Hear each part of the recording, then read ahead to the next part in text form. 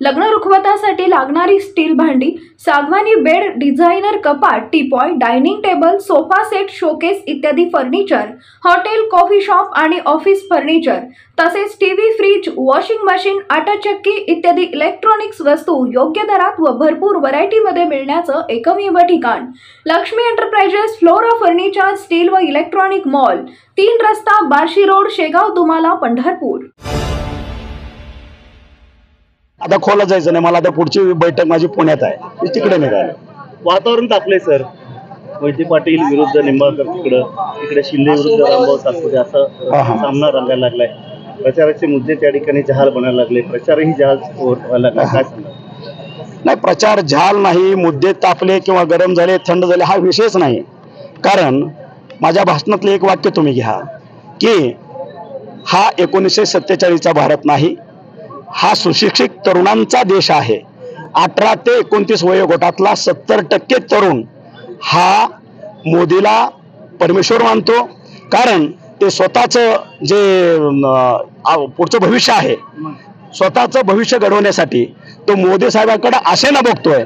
आणि ह्या ठिकाणी किती सभा झाल्या, कोणी झेंडे लावले, कोणी काय केलं याच्यापेक्षा त्यानं ठरवलेलं आहे ह्या वेळेस तिसऱ्यांदा आज की बार 400 पार हा जो संदेश आहे तो ह्या तरुणांनी 18 ते 29 वयोगटातील तरुणांना संपूर्ण देशाला दिलेला आहे। आणि तुम्हाला 4 जूनला ज्यावेळेस मतपेट्या उघडल्या जातील त्यावेळेस तुम्हाला 400 पार आकडा झालेला दिसेल। आणि परत एकदा विश्व नेते नरेंद्रभाई मोदी हे भारताचे पंतप्रधान झालेले दिसतील। पंढरपूरच्या कर माफीचा मोठा मुद्दा आपण रद्द केला सीएम साहेबांची, पण सीओने तसा प्रतिसाद दिला नाही। आचारसंहितेनंतर सीओला धडा शिकू आपण नाही दिला प्रतिसाद, कुठे झाली अंमलबजावणी केलेली आहे, अंमलबजावणी केली ज्यावेळेस महाराष्ट्र शासन म्हणून आम्ही त्या ठिकाणी बसतो।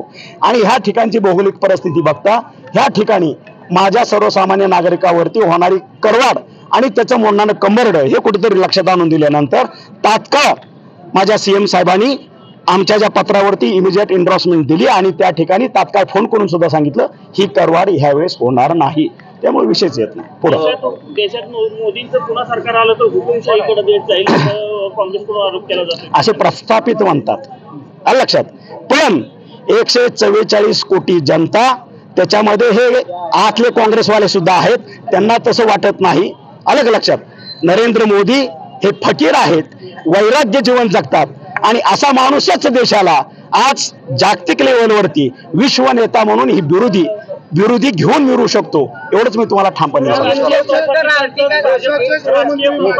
भाजपनं पुनर्वसन राजकीय केलं होतं आणि ते आता पुन्हा भाजपच्या विरोधात गेलेले आहे।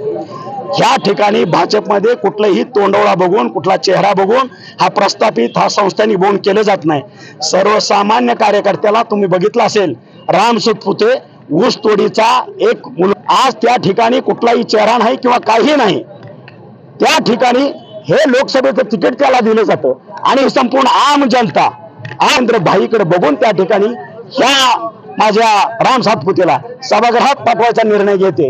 ह्याच्यापेक्षा ट्रान्सपरंट आणि सर्वसामान्यांना कुठेतरी एक स्टेज अप करायचं ही पॉलिसी इतर कुठल्याही पक्षामध्ये नाही, ठामपणे तुम्हाला। सावंत बंधू जिल्ह्यातील प्रस्थापितांना दणका देतील असं वाटतं? सावंत बंधू जिल्ह्यातील जे प्रस्थापित पुन्हा एकदा पुढे यायला लागले, सावंत बंधू हे निमित्त आहे लक्षात।